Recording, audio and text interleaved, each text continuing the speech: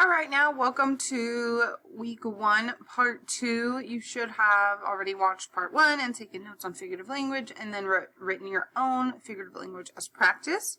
Today we are going to look at a poem together and start identifying figurative language in it. So we are on Wednesday here. Hopefully you're watching this today. You're going to watch part 2 and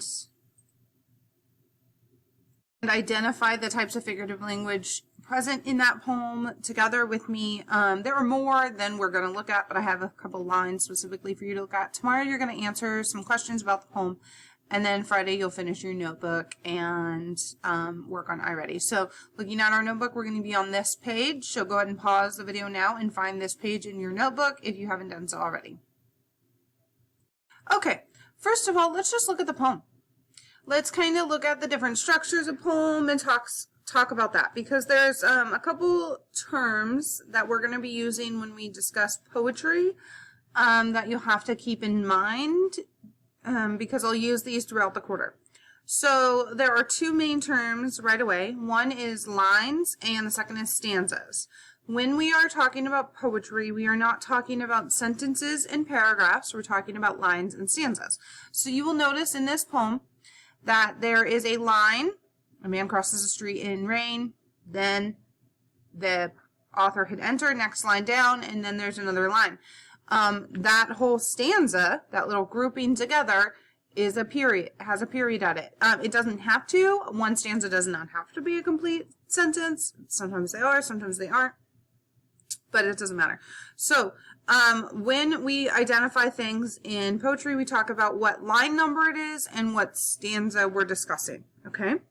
So keep those in mind as we go through this. This is called Shoulders by Naomi Shabab Nai, and I'm going to be reading it to you, and then we'll look at some specific things in it.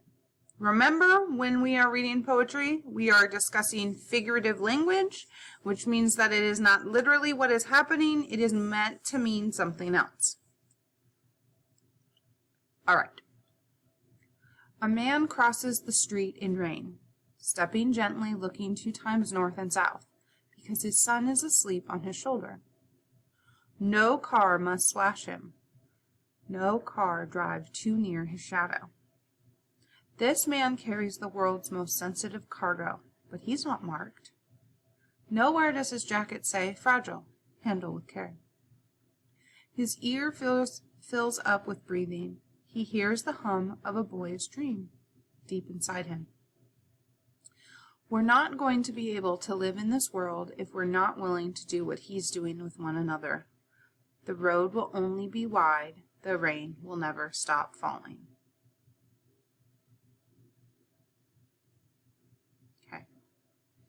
So let's go ahead and go back to your notebook on that page that has lines from that poem, and let's talk about it.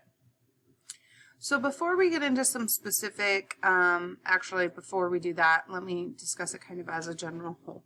So we have a divide in this poem where we have the first 4 stanzas are describing the scene where this man is carrying his son, trying to keep him from waking up, trying to keep him from getting splashed by a passing car.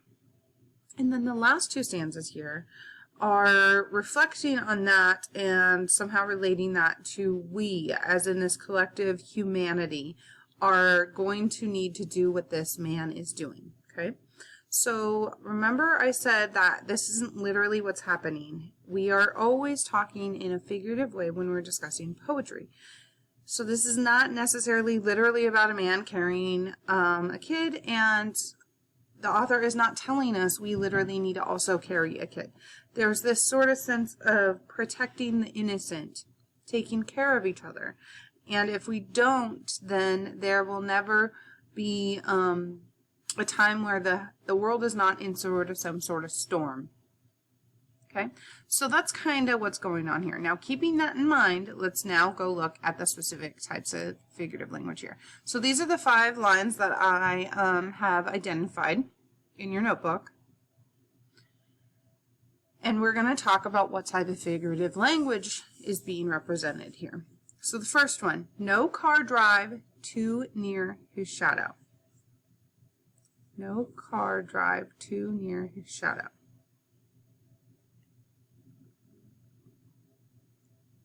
What do you think that is? What type of figurative language could that be? We have a couple things happening here. We have a discussion about a car and then a discussion about his shadow. This is personification. Will it matter if a car drives over his shadow? Is that going to hurt anybody? Is that going to affect anything? No. So this idea of his shadow having feelings or could potentially get hurt or destroyed if a car drives over it, that is personifying his shadow. A shadow is not a human. A shadow is just a reflection from the sun. So we have some personification going on here. Okay. There's also a little bit of hyperbole because it's in a bit of an exaggeration as well. It is a bit of an exaggeration that a car can't drive near his shadow. Obviously a car can. We're exaggerating a little bit as well. So it's personification and hyperbole. And that happens often, that we'll have one line that will have multiple types of figurative language within it and might utilize multiple times. Okay. This man carries the world's most sensitive cargo. The world's most sensitive cargo. What type of figurative language do you think that might be? Here's a hint. The world's most. Is there any way of truly knowing that that child that he is carrying is the absolute world's most sensitive cargo? No, of course not. So this is a hyperbole. This is an extreme exaggeration.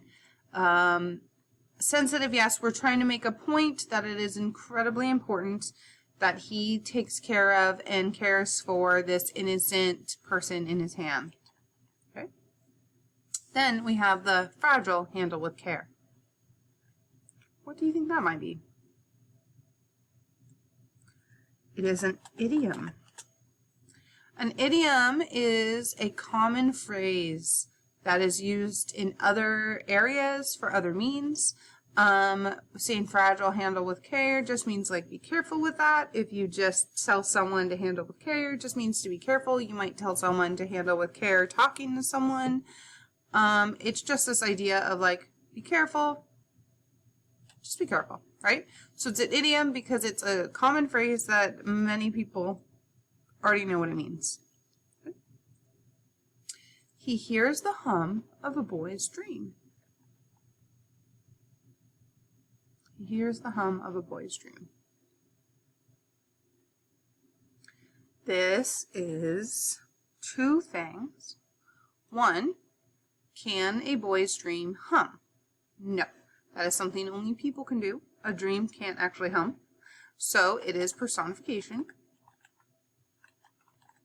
But it also has imagery because we're hearing humming from what we see, and so we have multiple senses being engaged, so we have some imagery happening.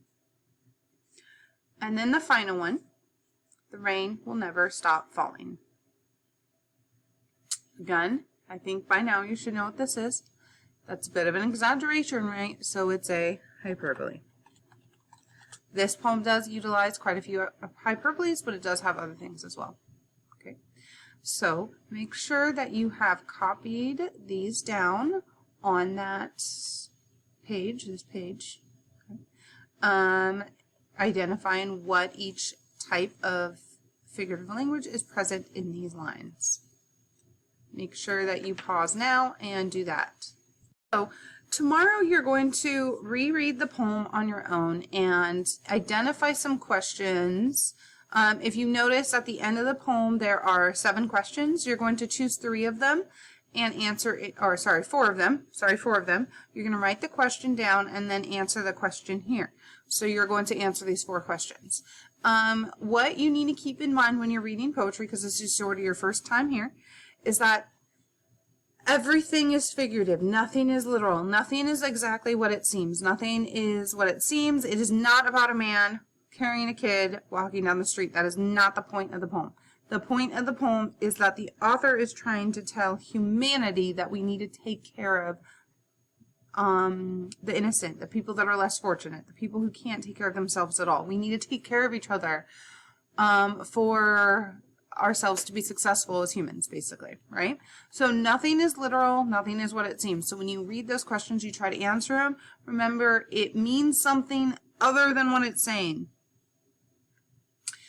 Another thing I want you to keep in mind is that when we're answering questions about poetry, there isn't a right answer per se. There are better answers than others, but there are not right answers. So as long as you answer a question about a poem and it's somehow related to something that's said in the poem, you're right.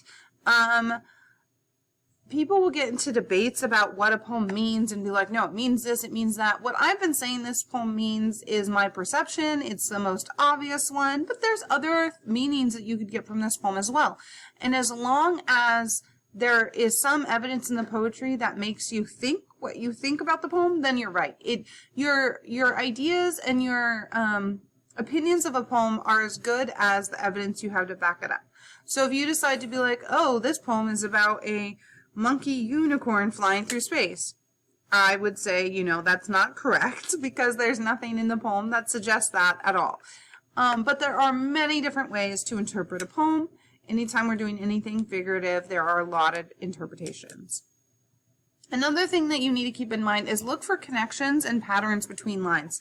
If something's referenced here and then referenced later, that's an important connection, okay? So if you are struggling figuring out what something means, look for those connections at different points, or even connections with other poems or other references to other works of art or literature. Pay attention to those as well, okay? So, reminder, you're going to read the poem again on your own tomorrow and answer those questions you're choosing for to answer, okay? Submit this by 3 o'clock tomorrow, or Friday, sorry, and message me with any questions that you might have. Good luck.